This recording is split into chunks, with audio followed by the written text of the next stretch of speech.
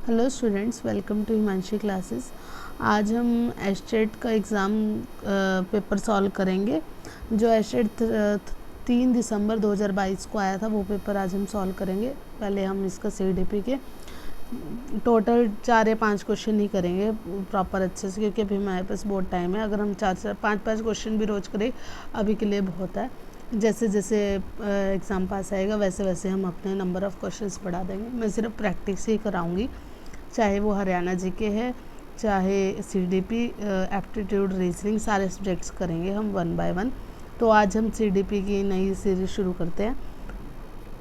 Which of the following is not a level of teaching? कौन सा level of teaching नहीं है?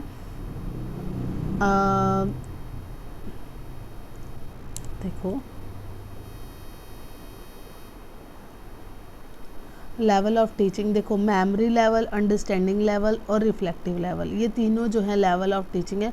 Basic level जो है is not a level of teaching.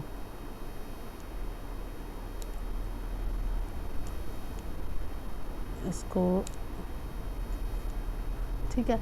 अब देखो होता क्या है, मेमोरी लेवल जो होता है ये नॉट ज़्यादा प्रेफर नहीं करते। ये क्या है, प्राइमरी स्टूडेंट्स के लिए यूज़ होता है, प्राइमरी क्लासेस में। और ये इसमें क्या होता है कि ग्रामर जैसे हो गया, स्पेलिंग रूल हो गए, ये सब लर्न कराने के लिए लीस्ट थॉटफुल लेवल है, मेथड है।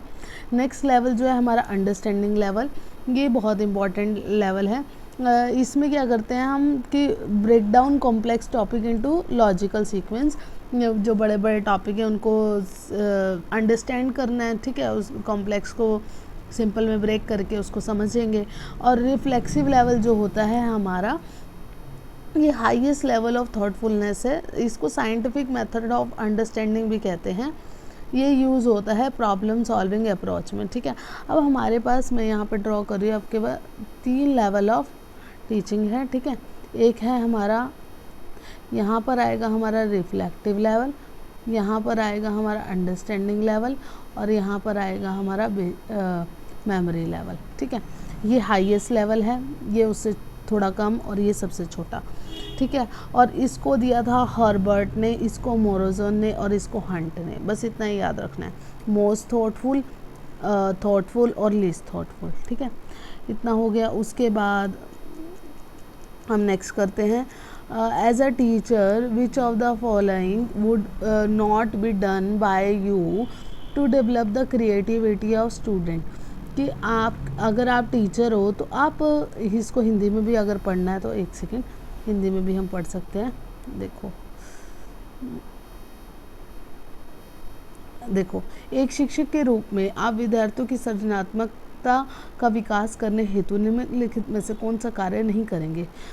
मौलिकता को प्रोत्साहन, भय को दूर करना, प्रतिक्रिया की स्वतंत्रता, अपसारी चिंतन का परिहार। देखो, सेकंड क्वेश्चन में क्या है कि अगर आप टीचर हो तो और आपको डेवलप करनी है क्रिएटिविटी और स्टूडेंट की, तो आपको इन चारों में से कौन सा फैक्टर है जो आपको नहीं करना? देखो, इनकरेजमेंट ऑफ ओरिजिनलिटी, ये तो आपको करना है, ठीक है, कि और कि बच्चा की ओरिजिनलिटी क्या है उसको इनकरेज करना। रिमूवल ऑफ फियर, आपको फियर को भी रिमूव करना है ताकि बच्चा क्रिएटिविटी अच्छे से कर सके। और फ्रीडम टू रिस्पॉन्ड, और उसको फ्रीडम होगी, वो अपने मन चाहे अपना जो करना चाहता है वो करे। अवॉइडेंस ऑफ डाइवर्जेंट थिंकिंग, ये गलत है। क्यों हम डाइवर्जेंट थिंकिंग है इसको प्रोत्साहित करते हैं, इसको हम अवॉइड नहीं करते, क्योंकि ये क्या करती है, use to generate creative idea by exploring many possible solution among students, ठीक है। ये इससे डाइवर्जेंट जो थिंकिंग है, ये एक थॉट प्रोसेस है, मेथड है, जिसमें बच्चे जो हैं क्रिएटिव आइडियाज़ को जनरेट करते हैं और एक्सप्लोर करते हैं मैनी पॉसिबल सॉल्यूशंस को, ठीक है। इस क्वेश्चन में इतना। नेक्स्ट देखो, what will be the intelligence quotient of a 15-year-old boy when his mental as is 12? अगर मेंटल एज 12 है, सबसे पहले आपको ये पता होना चाहिए ये फॉर्मूला क्या है और इसको दिया किसने था। जो फॉर्मूला है वो तो स्टर्न ने दिया है, और बाकी ये जो आईक्यू है, आईक्यू के बारे में, हाँ आईक्यू नहीं, आईक्यू के बारे में स्टर्न ने बताया था, और इस पूरे फॉर्मूले को जो मॉडिफाई किया था वो टर्मन ने किया था, ठीक है। इसको 1912 में 1912 में जर्मन साइकोलॉजिस्ट है विलियम स्टर्न, उन्होंने बनाया था। ठीक है, जो अब देखो ये फॉर्मूला क्या था, फॉर्मूला था IQ is equals to MA upon CA is into 100।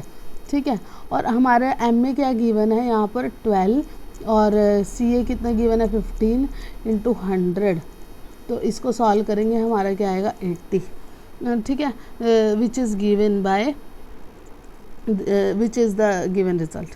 ठीक है, और नेक्स्ट क्वेश्चन करते हैं। According to Kohlberg theory what level of morality is it when morality include self accepted moral principle. आपको पता है कॉलबर्ग ने 3 लेवल दिए थे, प्री कन्वेंशनल, कन्वेंशनल और पोस्ट कन्वेंशनल।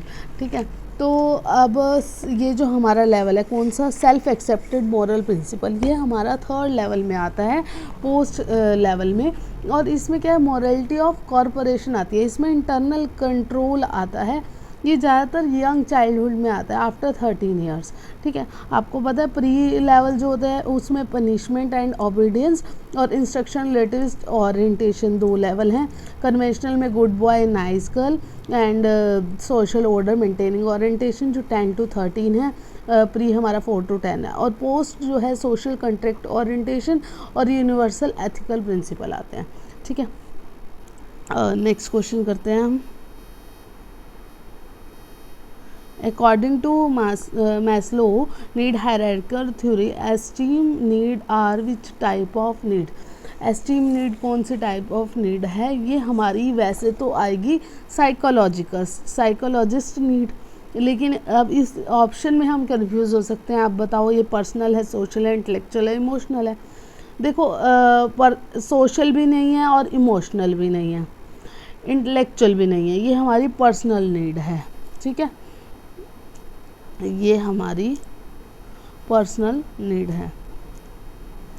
ठीक है, हमें पता है इसके देखो कितने लेवल थे, इसको ड्रॉ कर देती हूँ।